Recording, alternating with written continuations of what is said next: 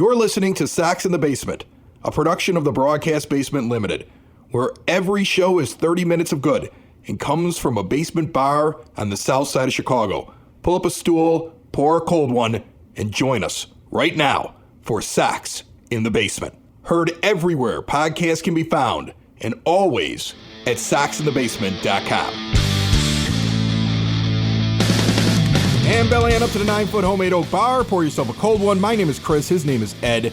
This is Sox in the Basement. 30 minutes of Sox for fans, by fans, all brought to you by Family Waterproofing Solutions. Once again, they are having that installer job fair Saturday, the 26th of February. Less than a month away now, 8 a.m. until 2 p.m. in Evergreen Park. Find out what they do, why they do it, and the services they provide. If you're looking to change your career, move from a company that does something similar into their fast-growing family business, or just kind of learn about it and be like, maybe this is something I want to do with my life, they have excellent benefit packages available. No sign-up necessary. Just bring your valid driver's license on February 26th to Family Waterproofing Solutions. Get more details at familydry.com. All right, Ed. There are not very many things to talk about. No, there just really isn't much going on in the world of baseball right now. Yeah. It's not a good idea to start a show by saying, hey, listener, you there with us on in your car or on your headphones, we got nothing to talk about today. But I don't have nothing, but I could fill a half hour talking about how cool Joe Burrow is of the Cincinnati Bengals and how I've kind of adopted them. I'm sure I could talk enough Bears to fill a half hour, but when you're talking White Sox baseball right now, I sit there and I go, well, when's this stupid lockout going to end? And when can we start talking baseball? And, when can I get back to the thing that I love the most, which is just following this team day to day and even with fantasy baseball. I love doing fantasy sports. Fantasy baseball is my favorite thing. Our Dynasty League's been going on for years. You get to keep 40 guys on your roster. The rules are really interesting. I think we've talked about it before here on the show, but basically, you got a 40-man roster. You get to keep 26 up in the majors, 14 down in the minors. You get a limited amount of transactions where you can move guys up before you have to start paying into the pot that gets won at the end of the year. And when a guy hits 30, you can only keep 4 guys that are 30 or older going into the next season. So it creates something in where you can only keep so many old guys and the rest get thrown back into the free agent pool, which is essentially the draft, in which the teams that did terribly get first pick. It's not like one of these snake drafts. Every round, the worst team in the league the year before is going to get the first pick and the best is going to get the last pick of that round.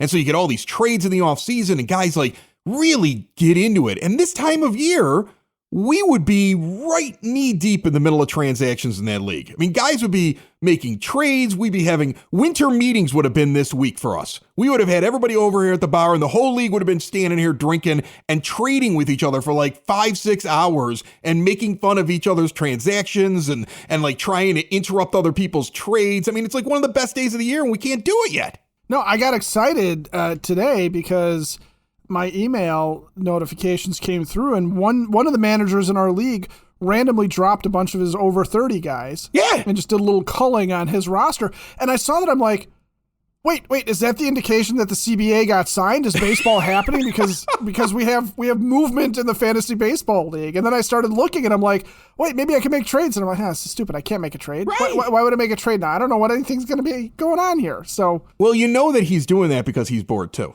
Just like the rest of us, we're all waiting for baseball. We're trying to create something. We're trying to make something happen right now. I mean, look, I have things to look forward to. We're going to be out at Cork and Kerry in Beverly, 13th of March. That's parade day. Southside Irish Parade comes back after 2 years off due to the pandemic. I expect it to be absolutely lit. I've had people already reaching out for details. Look, we're not doing anything except hanging out there and recording a show. They don't need us to do very much to get people in that place. That place is the place to be on that day. That is the number one location up and down Western Avenue during the Southside Irish Parade. If you're planning on getting out there, you should start following Cork and Kerry. Look up everything at corkandkerry.com and just kind of pay attention to what's going on so that you can find your way inside of the building during the parade, because we're going to be in there and I'm looking forward to that. I have that to look forward to, right? We still got the $1,000 guest bounty and we've got a few right now in the hopper I'm waiting to interview, and it should be a lot of fun. And, I've had people reach out hey, what about this person? And at this point, I'm almost ready to take anybody just because what else are we going to talk about? You know, I mean, like, hey, my cousin's just a really good joke teller and is thinking about being a stand-up comic. Can I enter him in your contest? I mean, like, he's going to lose, but I'd almost take 10 minutes right now of listening to somebody tell bad jokes. Like, I almost. If this guy's got a tight 10 that he's been working on, you know, we'll give him a forum here. You know, we'll give him a mic, but it's got to be a pretty tight amount of jokes here. We're not open micing here.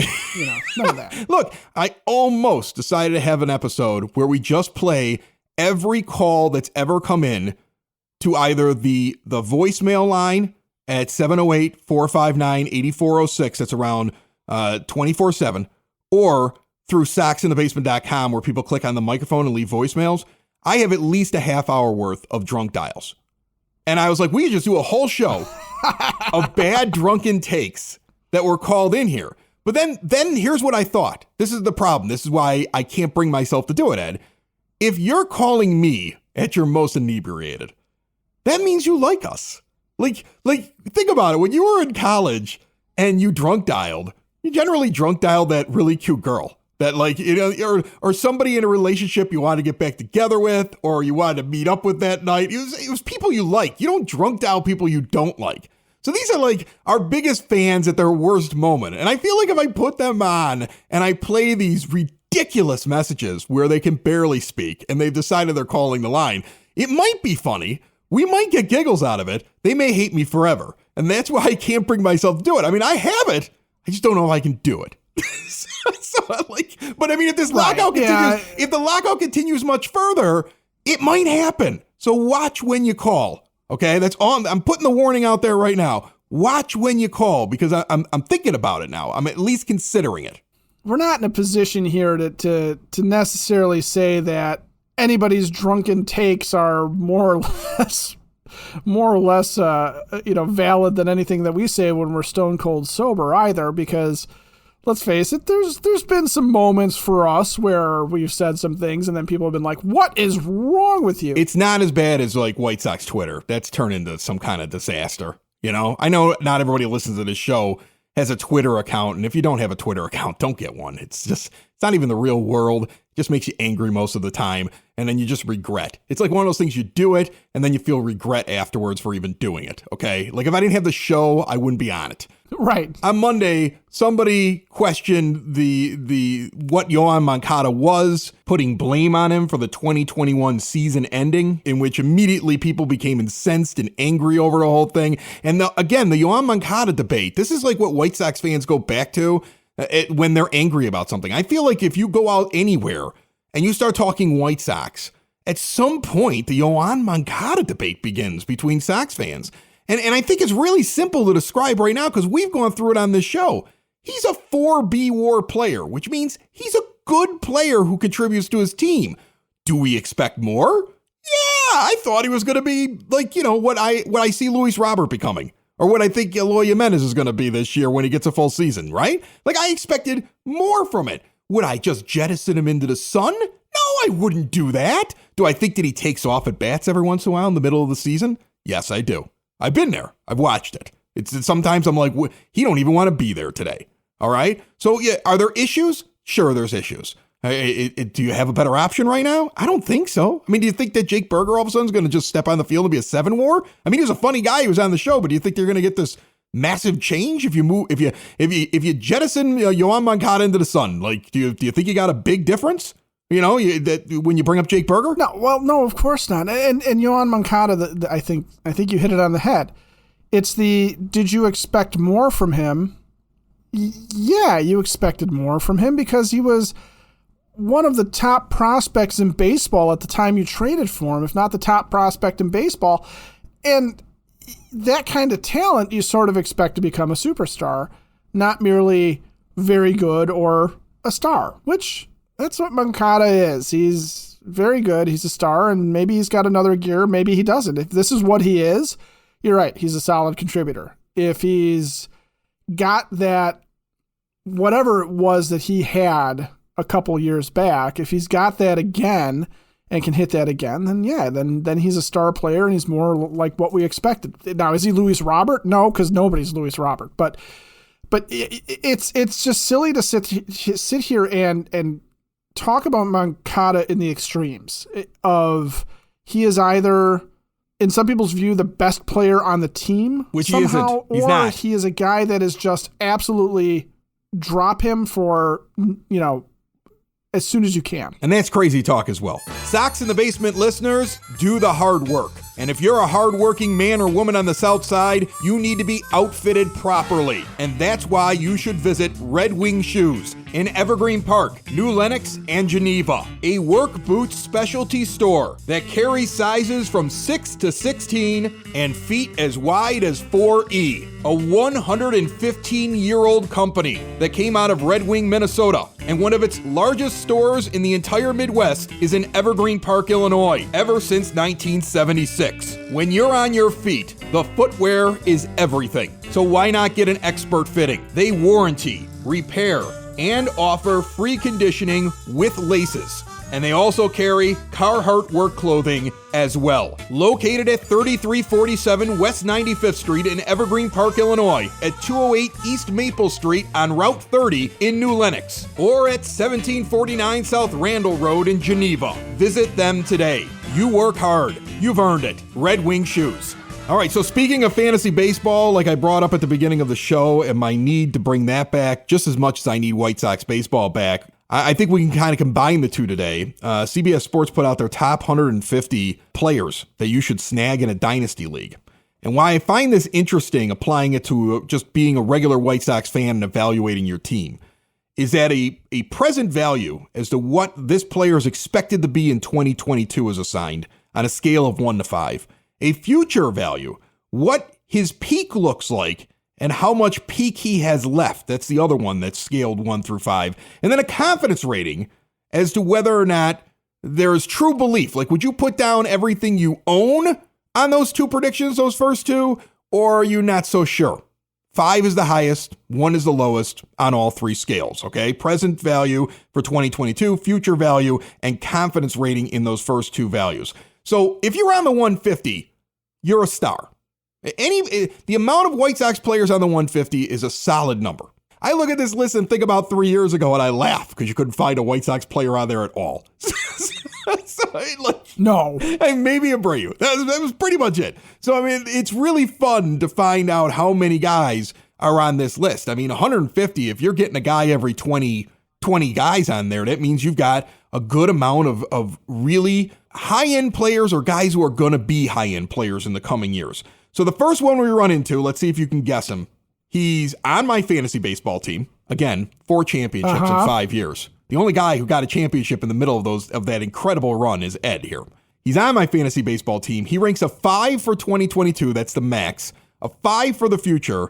Confidence is only a 3. I'm far more confident in this person. Who am I talking about? You're talking about Luis Robert, aren't you? That's right. That's who I'm talking about.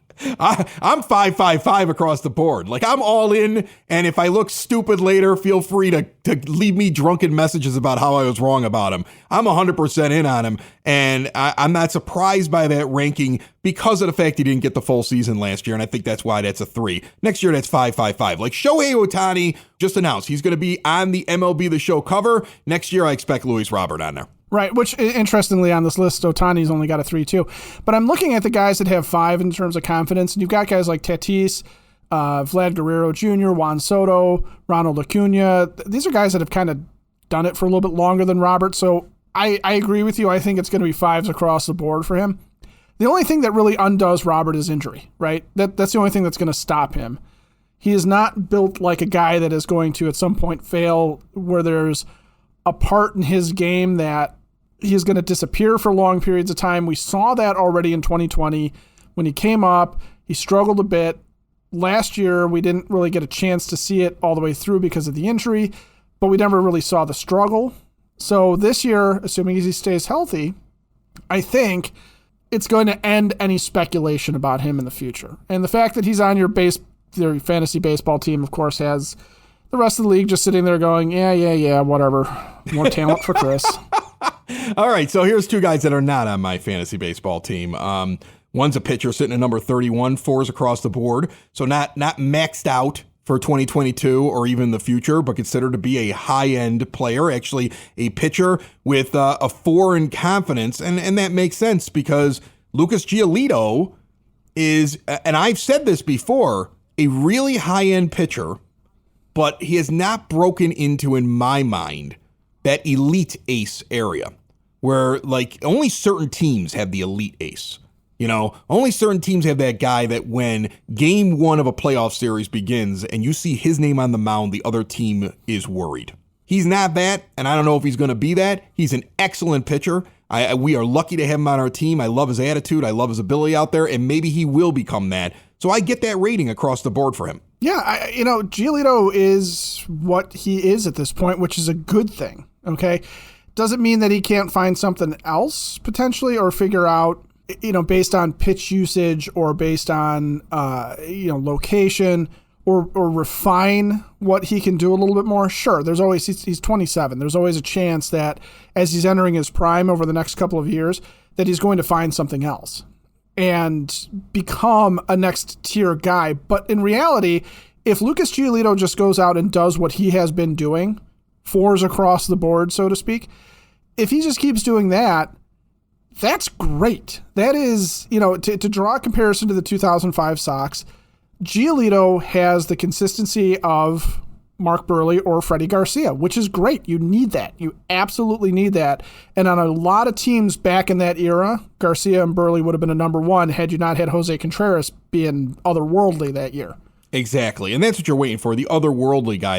You need that guy, the otherworldly pitcher, I think, to win a World Series. I think he's a little bit further down on the list and also on your team, right? Yeah, I think so, too. I think he has the potential for it. Here, I don't want to get through everybody here, so let me just run through it.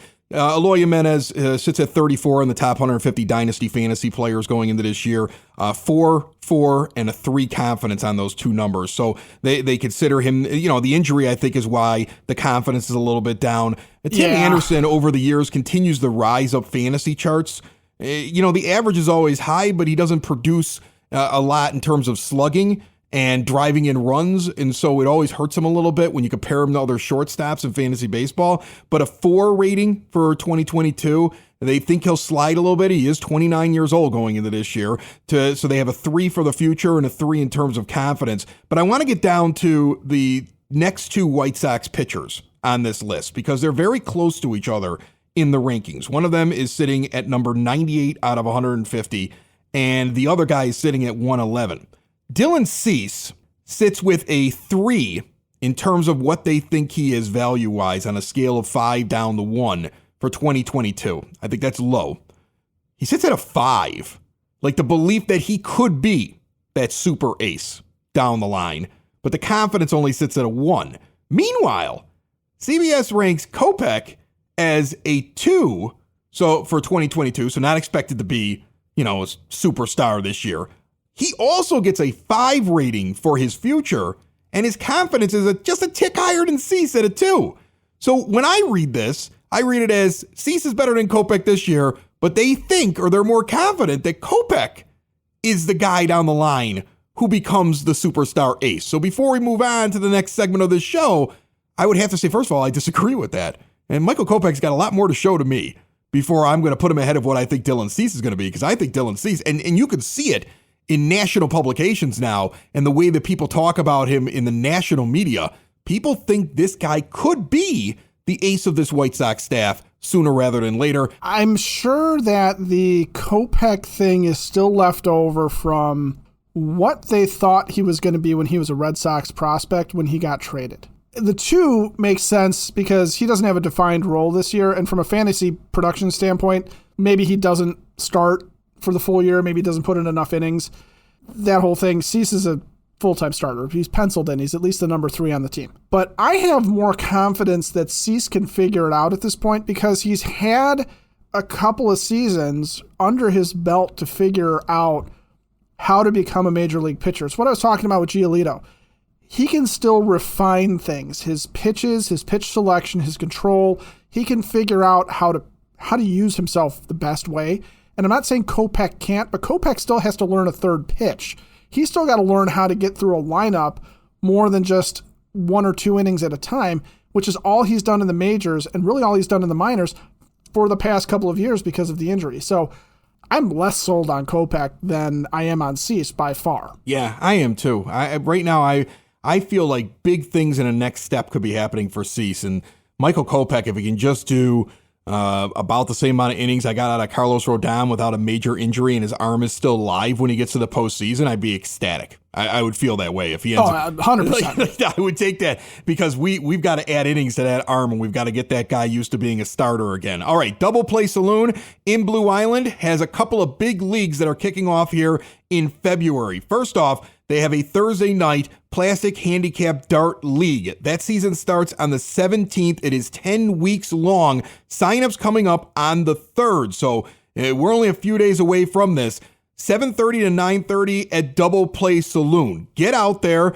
13011 Western Avenue in Blue Island. Check out the newly remodeled private gaming area, $5 basket lunch specials, $13 Miller and Bud family buckets, temperature soup as it gets cold. And we're going to get some cold temperatures and some snow this week. But go out, sign up. If you have any questions, call or text Tommy for details, 773-574-0992. Their Beanbag League also kicks off on February 27th. You can use that number to get more information on that as well. But it's a great bar, big, giant, long bar when you walk inside the place. Really feels like an old time bar, but doesn't feel like dated. You know, like whenever somebody says old time bar or classic bar, you're like, where am I going into? The place is clean, nice. It's just what it did is it just maintained that feel of a classic bar when you walk in. You can tell because when you walk in the place is live. The folks in Blue Island love the Double Play Saloon, and they've got dart stations all over the place. It's really a darts bar, and they add the bags in there as well. Check them out once again, 13011 Western Avenue in Blue Island. All right, so as we finish the show today, I had an idea for an exercise. I hope we're a little different. If you had to go to war in 2022 with players currently under contract for the Chicago White Sox, and nothing else was added, let's go around the horn and fill in who's starting where on the team, who you think and who I think is starting. I mean, some of this is really obvious. So to cut down the conversation a little bit, can we just assume you've got Grandal at catcher, right? Yes, 100%. All right. And you got Anderson at short and Moncada at third, correct? Correct. Okay. And you're going to put Luis Robert in center field. Yes, he's in center field. Okay, and I feel like Abreu is probably a solid. It's going in there, but let's start with him, okay, just in case, because you do have the possibility of Andrew Vaughn, and I'm not putting in DH either. So kind of explain a little bit to me, but I would assume Jose Abreu at first base. That's what I have as well. Yeah, Jose Abreu until he can't do it anymore. Right then and there, we've got pretty much every position filled in. So now let's fill in the rest of the positions. Who is starting at second base for you? If the season started today and you could only use players under contract, majors or minors, 40-man or non-40-man, who would you go to war with at second base right now? It pains me to say it, but I'd have to start the season with Larry Garcia there. He's the only bona fide major league option. You can't have... I don't think you can rely on Romy Gonzalez, and I don't think you can rely on Yolbert Sanchez. And I really don't think you can rely on Danny Mendick for anything. So that he's there, he's under contract. I think he's the starting second baseman if you don't make another move. I want Jake Berger at second base. I can't help it. I do too, but I do too. But honestly, he's got to show that he can actually play the position. I know. And the video and the interview notwithstanding, I hope he shows up to whatever spring training is. I hope Jake Berger shows up there and immediately starts turning two and is just covering the Keystone like he was born to do it.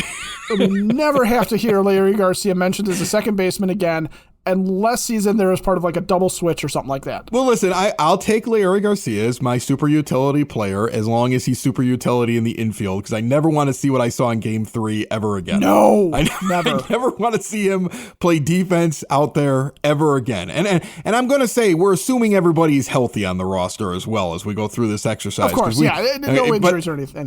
You're right. I guess Garcia... I would have to say Garcia, without seeing anybody in spring training, he would have to be the second baseman. But man, I would be wishing for what you said.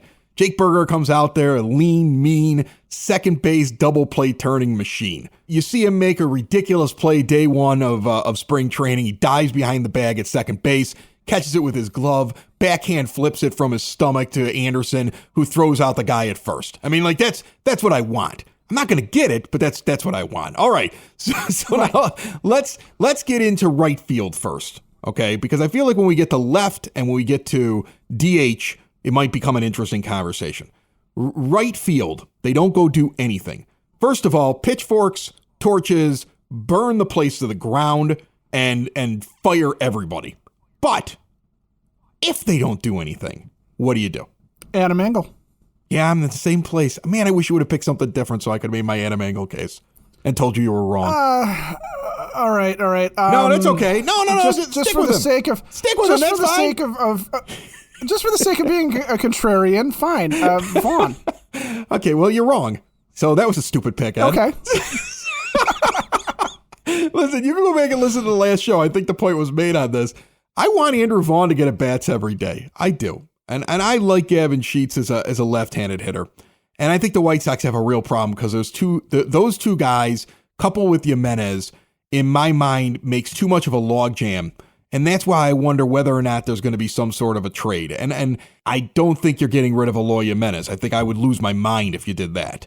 But there's just not enough space right now. Now, on the other hand, the Dodgers always find a way to make this kind of stuff work. They have really talented guys, and they've got more guys than they actually have positions on the field. And they do a very good job of like mixing and matching. And then these guys go out and become everyday players on other teams, and they excel. So I have no problem with if you can do it right, keeping all those guys around. But if you have a healthy Adam Engel playing defense in right field, I believe I would take the defense in right field and the pop that he does show with his bat and say, you know what, we've got enough sluggers for the middle of the order. I want the speed, the defense, and what Adam Engel was showing me in 2019 and the shortened season of 2020.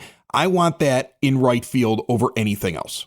Well, and to your point about rotating those guys in and out and around between DH, left field, first base, right field, I think with Sheets, there's going to be enough opportunity to give Eloy Jimenez a day off here and there that he may need, to give Jose Abreu some days off that he may need, to sit Andrew Vaughn. Let's not forget, Andrew Vaughn's only 127 games into his major league career, but really he's only 170, 180 games into his professional career. You're still going to have some right-handers and you're still going to have some pitchers that you're not going to want to put Andrew Vaughn up against just yet. He's got to earn that right still, and he's got to put it together still. But I think you're going to have opportunities to work Sheets, Vaughn, Eloy, even Engel to a certain degree, to give him some time off, to give Luis Robert a little bit of a rest here and there, some days off. I think you can have a rotation there in the outfield, DH, and first base that you can use all those guys at. Like you said, if Tony's smart about it, but he's got to be really smart about it. He can't fall in love with any one or two guys. Well, that's if Rick Hahn tells Tony at the beginning of the season, you are never allowed to put Leury Garcia in the outfield. Like if he says you are never allowed to put Leury Garcia in the outfield. If you need to rest somebody, these are the pool of players I want to see in the outfield. He's an infield replacement, and he doesn't need to play every day. Then that's fine. But the problem is with that rotation, watch Tony throw Leury out in the outfield 2 days a week, and that screws up that entire rotation. That's one of my bigger concerns for the year. I don't hate Leury Garcia. I see a value in Leury Garcia. Just don't see a value in Leury Garcia the way that Tony La Russa sees a value in Leury Garcia. And I think it's been proven over the last year, watching him, do good things and then be the cause of some bad things as well. And it wasn't game 3, it was game 2. Game 3 is when he did the good thing with the home run. Game 2 is when he was out in right field and he looked like me if I were playing right field. It would look just like that, folks. At 44 years old, about to turn 45, that would have been me in right field in that moment. Okay, if you wouldn't put me out there, you shouldn't put him out there either. In fact, Chris got so turned around in the outfield there that he forgot what number comes after 44. Right. That's me out there playing 16-inch softball. The only difference is I would have blown out my knee when I fell down after that thing went over my head. No, it would have been your Achilles. Is Eloy Jimenez then your left fielder and then you pick a DH? Give me your left field DH right now. Finish it off with that. Yeah, Eloy's my starter in left field, and now, look, he's got to play it safer, but he's the starter out there. He doesn't want to be a DH. I don't want to mess with him. He's fine, and it's not like Vaughn or Sheets are going to be that much better defensively than Eloy is out there. They're just not going to hurt themselves the way he has. But if he learns now not to hurt himself, it's fine. He's the starter in left. Who's your DH? It's Vaughn right now. I love Gavin Sheets as a left-handed thumper, but I'm worried that there is something of a small sample size thing going on with him, and I want to see that he can do it consistently and not just he comes up in big moments. But I think it's Vaughn for right now. He's got the pedigree. He's the plan for the future, but it's a tentative grasp on it for me for Vaughn. I very easily could see Andrew Vaughn needing some more time, to go back to the minors and figure some stuff out if he doesn't come out hitting this year. Yeah, that's a possibility. You're right. I think you could see a scenario where he ends up back down in the minors and then comes back up again. We talked about Gordon Beckham just on the last show and how he was brought up way too soon. We benefited from what Andrew Vaughn was able to give us last year, but that was not. That didn't even compare to Gordon Beckham's first year ever in the majors. And like he had all that hype. I wouldn't be totally opposed if all of a sudden they said, look, this kid needs to work some stuff out. And now we can afford to let him work it out because of the guys that we have on the team. I would totally and completely understand that. And I don't think it would ruin him for the future if he spent some time down in AAA, if they believe that it would actually help him. But I'm in the same boat as you with those positions. And the reason that I put Eloy Jimenez back out in the outfield, as much as I've made fun of the fact that I never want to see him out there again, he's a better hitter when he's in the game. It's clear. Frank Thomas used to struggle when he first went to DH. He hated it. A lot of guys go to DH and they're just miserable when they go there. They're not in the flow of the game. Konerko used to complain about it when he had to be a DH. Guys who are in the game, they're more focused, and then it seems to translate to the plate. And again, this goes back to why I think that certain guys who played DH their entire career and were good hitters, you can't poo-poo that as, oh, well, they only played half a game. They never had to play the field. There's an awful lot of guys, the moment you take them out of the flow of the game, can't go up there and hit. Can't take a couple innings off and then just show up there cold and swing a bat. It's a skill to be a DH. I don't know if I like Eloy Jimenez's, the results he would have at the plate as a DH as much as I would like to see what he looks like when he's in the field. Him in the field, I think, is a better offensive player. And I would hope that he's learned his lesson. He's way too young to say, don't put him out in the field anymore. Last year, sure. Last year, I was like, we don't want any more injuries. I was nervous about him being out there last year, Ed. He wasn't completely healed. His average showed that. His power numbers show that. He was not completely healed. A completely healed Eloy with a lesson learned, I would stick him out in left field. Yeah, again, when he came back last year, I felt like it was just injury prevention for him out in left field, and I'm fine with that. Just don't do anything. Try and do anything spectacular, buddy. Just go out there, make the routine plays, and leave the spectacular to the guy that's on your left. Yeah, that guy's going to cover everything. Just stand there and look pretty. Big smile, unbutton the shirt, let the chains flow, laugh and wave to the crowd, catch the easy ones. That's what I want from you. Just a big, happy Eloy Jimenez out there who's going to hit 40 bombs this year. Just give me that. That's all I want from you. All right? And I want Jake Berger doing handstands at second base while turning double plays. Please. Sox in the basement. Sox in the basement. Sox in the basement. Sox in the Basement. Heard everywhere podcasts can be found, and always on soxinthebasement.com.